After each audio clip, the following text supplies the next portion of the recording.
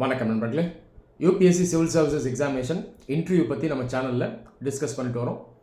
நேற்று அப்லோட் பண்ண வீடியோவில் இன்டர்வியூனுடைய நேச்சர் என்ன, எக்ஸ்பெக்டேஷன்ஸ் என்ன, டைனமிக்ஸ் என்ன, நீங்கள் எப்படி இன்டர்வியூக்கு ப்ரிப்பேர் பண்ணணும், இது சம்மந்தமாக நிறைய கைட்லைன்ஸ் கொடுத்துருந்தேன். ஜென்ரல் அட்வைஸும் ஷேர் பண்ணியிருந்தேன். இப்போ நம்ம பார்க்க போகிறது என்ன அப்படின்னு பார்த்தீங்கன்னா, யூபிஎஸ்சி இன்டர்வியூவில் உங்கள் கிட்ட இருந்து யூபிஎஸ்சி போர்டு எதிர்பார்க்கக்கூடியது நாலேஜா அல்லது வேறு ஏதாவது ஒரு விஷயமா? நிறைய பேருக்கு இதில் இன்னும் கிளாரிட்டி இல்லை. நேற்று நான் சொல்லியிருந்தேன், இன்டர்வியூக்கு ப்ரிப்பேர் பண்ணுறீங்க அப்படின்னா முதல்ல நீங்கள் UPSC civil services examination notification எடுத்து பார்க்கணும். அதில் இன்டர்வியூ என்ன அப்படிங்கிறத கிளியர் கட்டாக தெளிவாக யூபிஎஸ்சி சொல்லியிருக்காங்க. அதுலேயே பார்த்தீங்கன்னா இந்த நாலேஜ் சம்மந்தமாகவும் அவங்களே கைட்லைன் கொடுத்துருக்காங்க.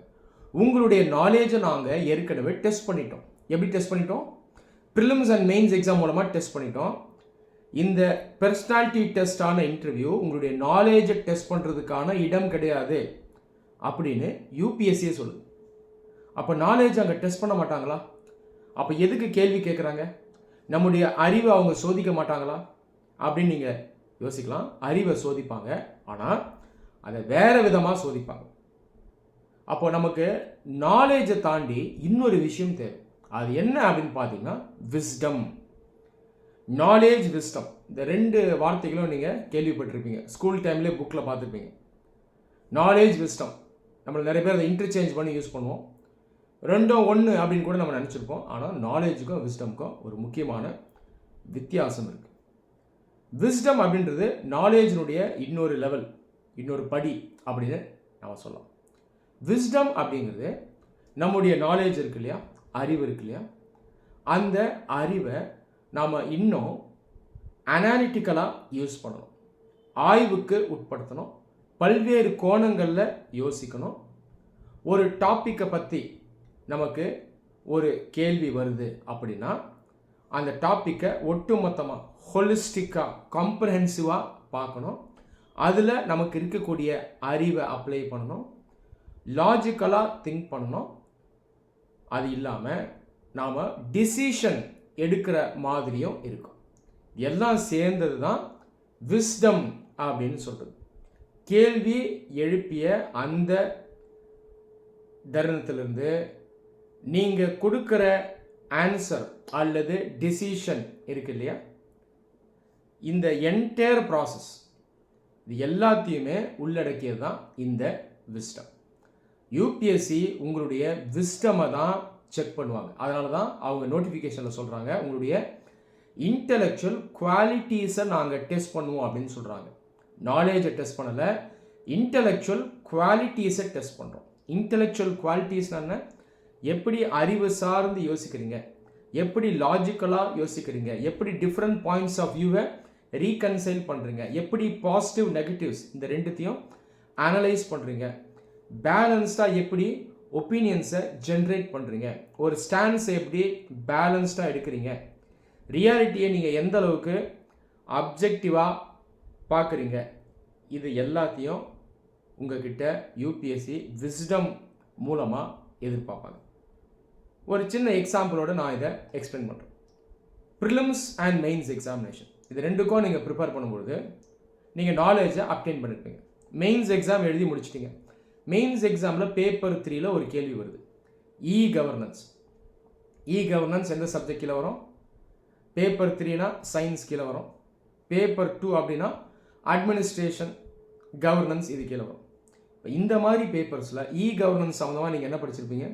இ கவர்னன்ஸுடைய டெஃபினேஷன் என்ன, கான்செப்ட் என்ன, அதனுடைய யூசஸ் என்ன, எந்தெந்த செக்டர்ஸில் அது யூஸ்ஃபுல்லாக இருக்குது, இ கவர்னன்ஸ் சம்மந்தமாக கவர்மெண்ட்டுடைய ஃப்ளாக்ஷிப் ஸ்கீம் என்ன, பாலிசி என்ன, ரீசண்டாக இருக்கக்கூடிய அப்டேட்ஸ் என்ன, காமன் சர்வீஸ் சென்டர்னா என்ன, நேஷ்னல் இ கவர்னன்ஸ் பிளான்னா என்ன, ஆப்டிக்கல் ஃபைபர் நெட்வொர்க்னா என்ன, இதெல்லாம் நீங்கள் படித்து வச்சுருப்பீங்க. இது நாலேஜ்.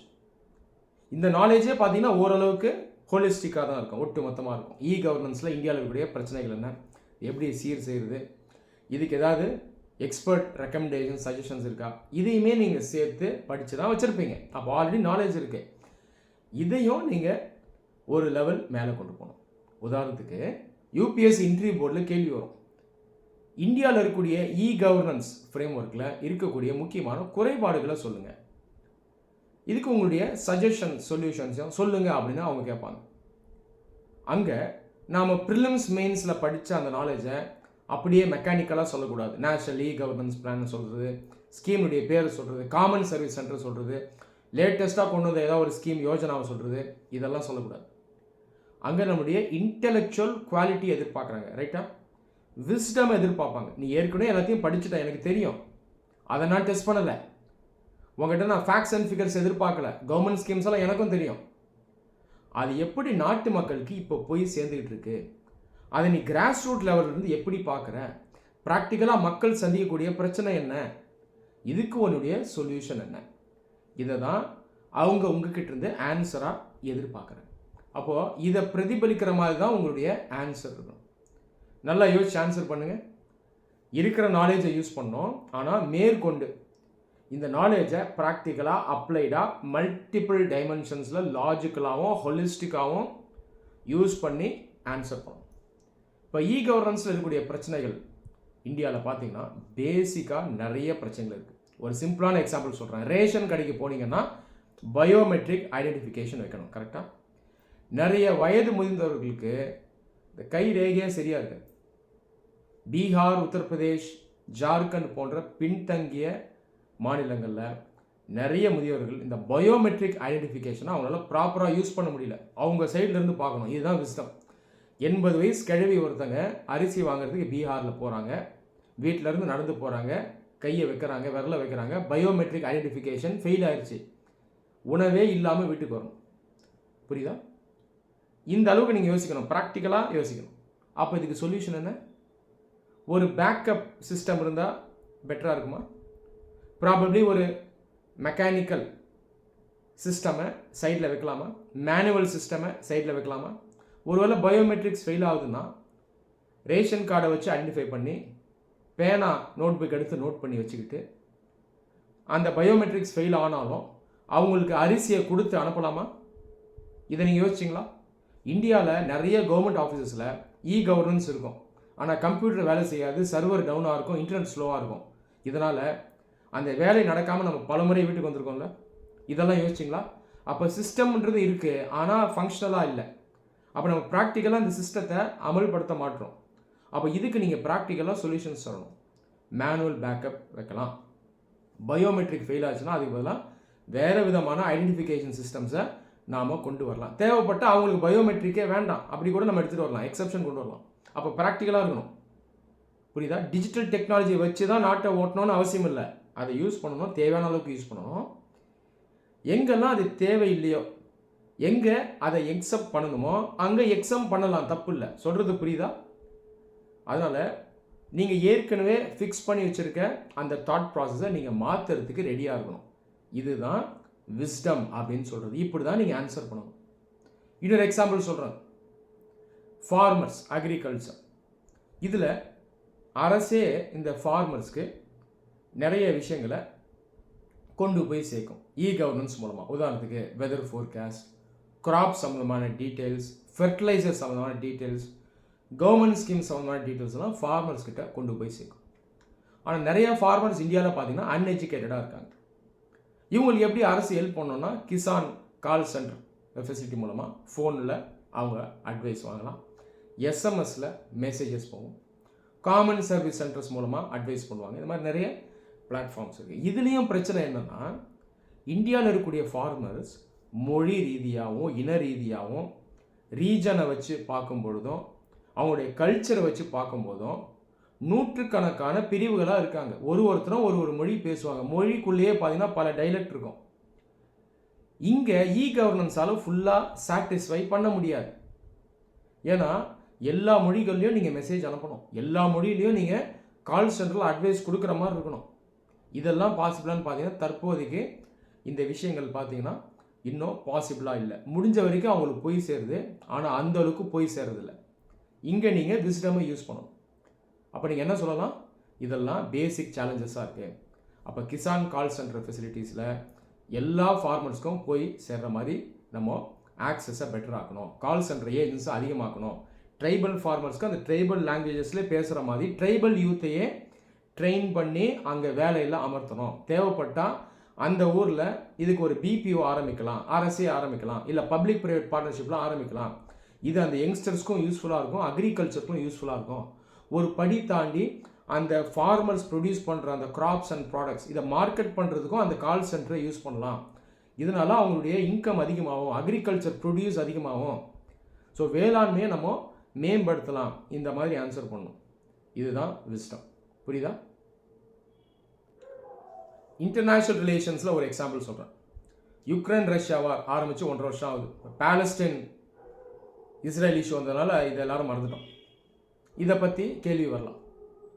இந்தியாவுடைய ஸ்டாண்ட்ஸ் என்ன? யுக்ரைன் ரஷ்யா வார் இதை வச்சு பார்க்கும்போது நம்மளுடைய ஸ்டாண்ட்ஸ் கரெக்டாக? மேற்கொண்டு இந்தியா என்ன செய்யலாம்? இந்த மாதிரி ஒரு கேள்வி வருது. இதுக்கும் நீங்கள் நாலேஜ் அப்டைன் பண்ணியிருப்பீங்க. ப்ரிலிம்ஸ் மெயின்ஸ்க்கெல்லாம் நீங்கள் லேர்ன் பண்ணியிருப்பீங்க. International relation, west Asia, Israel, Palestine இதெல்லாம் படிச்சிருப்பீங்க. இதை வச்சு நிறைய பேர் ஆன்சர் பண்ணுவாங்க. அவங்க என்னெல்லாம் மனப்பாடம் பண்ணாங்களோ பண்ணுவாங்க. Dehyphenation policy sir, Israel India defence pact sir, India Palestine historical support for oppressed people sir, இதெல்லாம் பேசுவாங்க. இங்கேயும் நீங்கள் விஸ்டமை வெளிப்படுத்தணும். இருக்கிற அறிவை இன்னும் டெவலப் பண்ணி மேம்படுத்தி வெளிக்கொண்டு வரணும். இதை எப்படி ஆன்சர் பண்ணுறது? இந்தியா ஒரு நான் அலைன்டு கண்ட்ரி, அணி சாரா நாடு. கோல்டு வாரில் நம்ம இப்படி தான் இருந்தோம். அதே சித்தாந்தத்தை தான் நம்ம இப்பயும் ஃபாலோ பண்ணுறோம். அந்த அடிப்படையில் நாம் யுக்ரைனுக்கும் பிளைண்டாக சப்போர்ட் பண்ணல, ரஷ்யாவுக்கும் பிளைண்டாக சப்போர்ட் பண்ணல.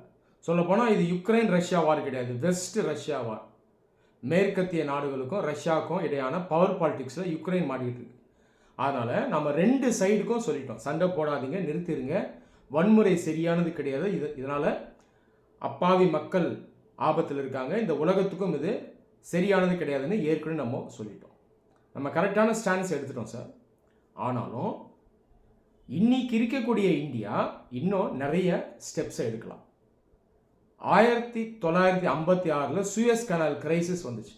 அப்போ நம்ம ஒரு ஏழை நாடு, 3 வேளை உணவே இல்லாமல் கோடிக்கணக்கான இந்தியர்கள் இருந்தாங்க. அப்படிப்பட்ட நாடாக இருக்கும்போதே நம்ம தைரியமாக பிரச்சனைகள் வரும்போது இந்த வல்லாதிக்க சக்திகள்கிட்ட தைரியமாக சொன்னோம், சண்டை போடாதீங்க, இந்த உலகம் அழிஞ்சிரும், அணு ஆயுத போரே வந்துடலாம், அதனால் இந்த சூயஸ் கனால்லேருந்து வெளியே வந்துடுங்க அப்படின்னு சொன்ன நாடு இந்தியா.